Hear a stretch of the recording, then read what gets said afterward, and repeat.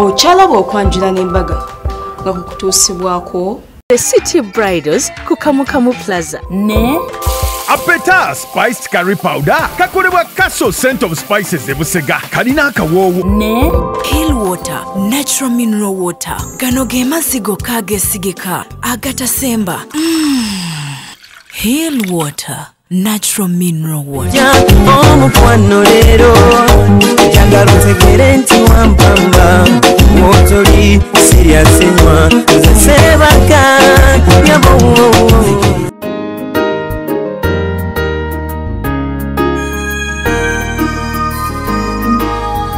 Gatuse mu Gardens balonze Serena Echigo era nga mu kaseera kwebeeragidde omukwano balabika bulungi ate omugole omukyala mulungi ddala musanyufu eddoboozi lye oliwulira nti libeera ssanyufu mukana ebale kubeera nga okyali mukulaba Delta TV tukole tuli ku mbaga y'abagole baffe betulabye nga bakuba ebirayiro banaye banyumidde mu church. The lady is looking so beautiful. She's a queen. I like her gown, I like her hair, I like everything about her. Bwaseka, oh my god, bananga abagole banange muli mutya banange katusoke ne queen ndi bulungi nnyo. Yes. Security a little tight. Gulu. How is your day so far, Mukwano? My day is good so far. I'm very, very happy. He can add on more. How did you feel nga bamuleta mu church? Ngolaba bamuletera gwe. To be honest, I almost cried. I don't know. I was looking at her. I don't know whether she was looking at me. Yes, I was. And what were his eyes speaking? Like, oh my lord, I think he was mesmerized. Yeah.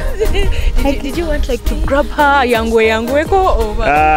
Yes, I did. I almost wrestled out of the arms of her dad, kinda.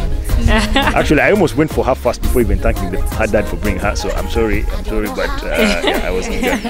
You guys been together? Yeah, well, quite a number of years. For me, 6 years of courtship, minus 2 years that we've been together. Then, okay, let's say 8 years. 6 years of courtship and then 2 while together. Being together. Yeah. Yes. Klina baby girl. Princess Nzuri. Karimira Mukuve. Ali already to reception. Those like at yes. Ali 4 months old. Afananani mami dad. Completely. Sitting now for a day. Wamukuba photocopy. I Ali more serious than yes. Actually, he met me. I usually tell him that. And it was on my brother's birthday party at home. Roland, my older brother. So we had made a surprise party for him. And my cousin came with him. Little did he know.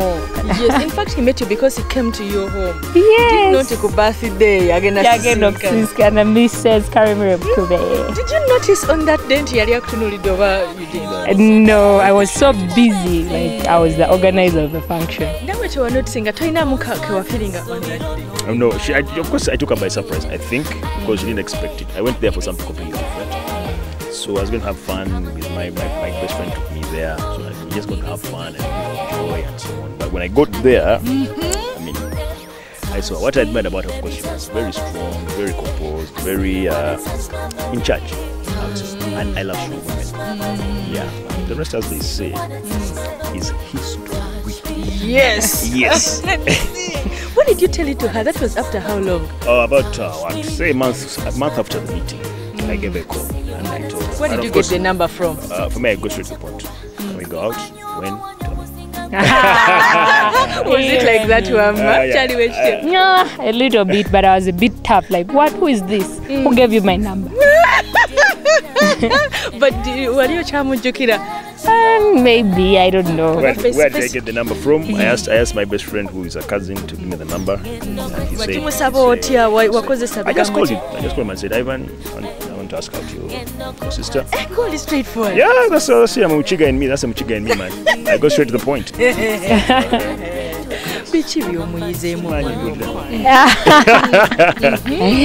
Yes, so handsome. You see? Thank you. And what I usually tell him is that he has the best dimples in this entire world. Even when he smiles, his dimples just show, and I love them so I'm much. shy. You can't be complimenting He's me when not I'm shy. here. Yeah, and he's so strong Mama. headed. Mugambe, you Sometimes it's bad, sometimes it's good. And I usually tell him, yeah. So I'm also a bit strong headed, a bit, not so much. Okay. Yeah. But I love that he loves me for who I am in any situation. At first, he used to complain, and then he just said, you know what, I accept you the way you are. And that is amazing for someone to accept you for who you are in whatever situation. Even when he finds when my hair is areas, like he will be, Yeah. this is my wife and that's it. I have we to. still want you. Exactly. Kukwata wakuba ku face ye. Oh my lord. Do you know about Kuba? I'll end up kissing her. I know You have a problem. Yeah, okay. Yes. Aona. Yes. And I like her But smile. for me, as well. far as she's concerned, I love the whole package. I mean, she's a very beautiful lady. She's self-contained. Yes. Kale dear. I know couples bamanyi okuweereza obuyimba. Olina akayimba ke wasooka omuweereza like in a message. Ke wasooka omuweereza negamba this is for you. Tune in to the radio akayimba like that. Kale kankubulira amazima. In terms of music, the senior match of music. He is. So he usually brings the songs I enjoy and then we like them together. So we have very many songs. At the moment, right now, our song that we like is You and Me. Yes. Yes, by what? Lydia Jasmine. And some guy. I think Daddy Andre, something like that. Muina mukalaina akasinga obanyumira. 1 2 3 ngojeko lwaki wandese I love you. Nasibye nzeka. Yes, the actions nabo musongamu. Kimanyi nziwe ekyayi n'omutima gwakulumye ennyo kimanyi weekyanze play for you and me. And baby, lady, let me feel the No. for you. And me, yeah. So let the rhythm Play hard, that wesanze, baby. music have been playing.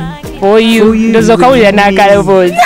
Baby, abadde akyaleeta mugambe well, the song I dedicated to her was "This Is Why I Love You," Major. The first time I heard that song, ani asinga okwagala munne naye that's kati mukiyomberemu mmwe olaba navuga okuba okugenda entebe nze mbeera bugiriswe gyabo gyenva naye navuga nensumoka nayiro neŋŋenda nenoonya omukyala entebe zasinga okwagala mubiyomberemu mugambe nze asinga kati muyombe 1 2 3 zasinga okwagala One, two, three, zasinga okwagala zasinga.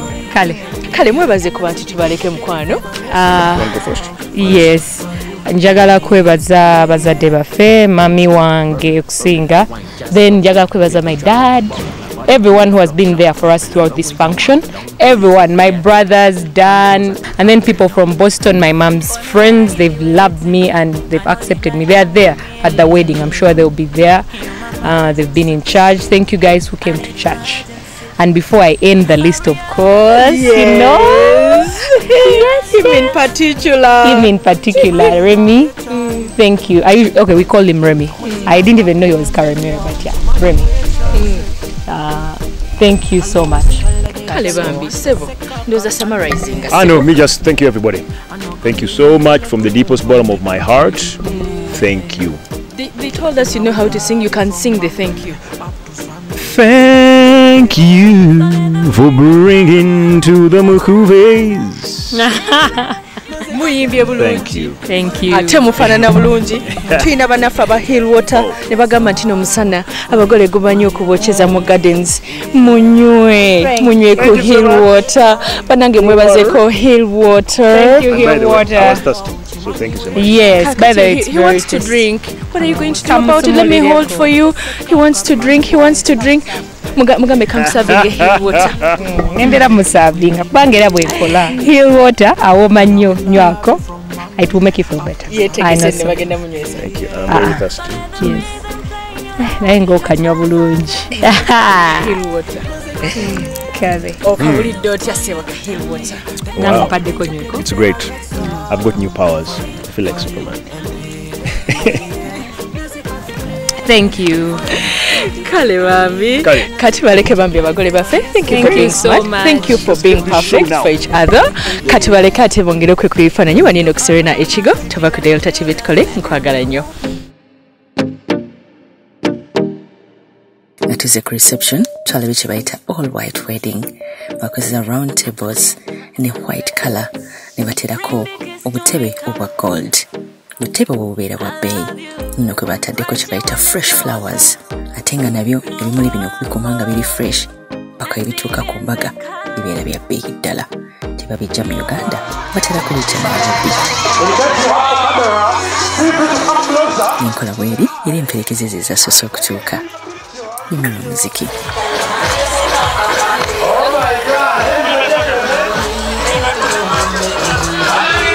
Oluvannyuma abagole abakwatagana obulungi omwami n'omukyala bakalemire nabo ne bayingirawo bakomya omuziki. Nyumira.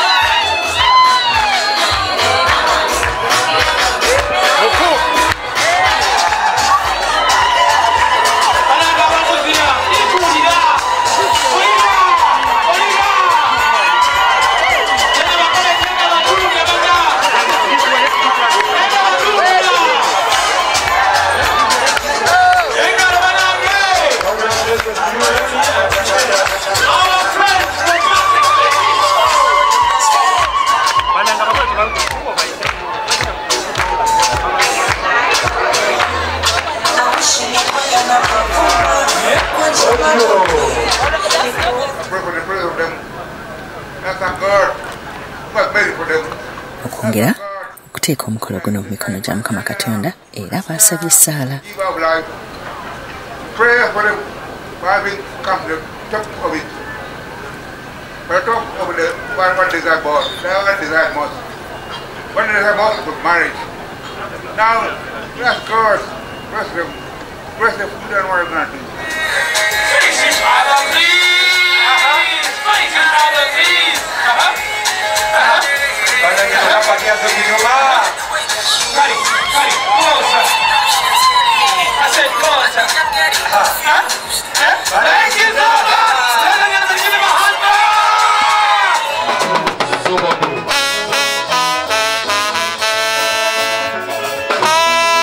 Oluvannyuma ne bagabula ekimere. Buli kika ky'emmere kyabadde ku mukolo guno era buli yabaddeko yavuddewo nga tatoma.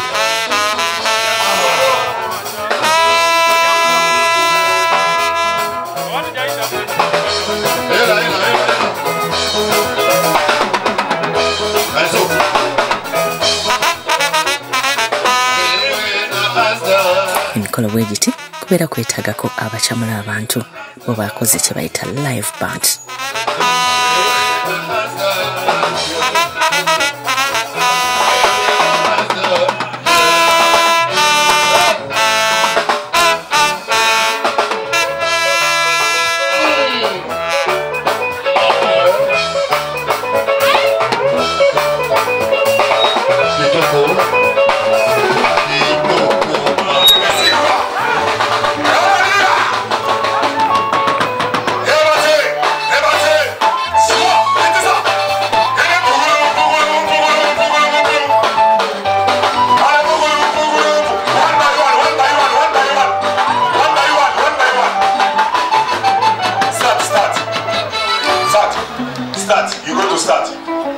Let's go.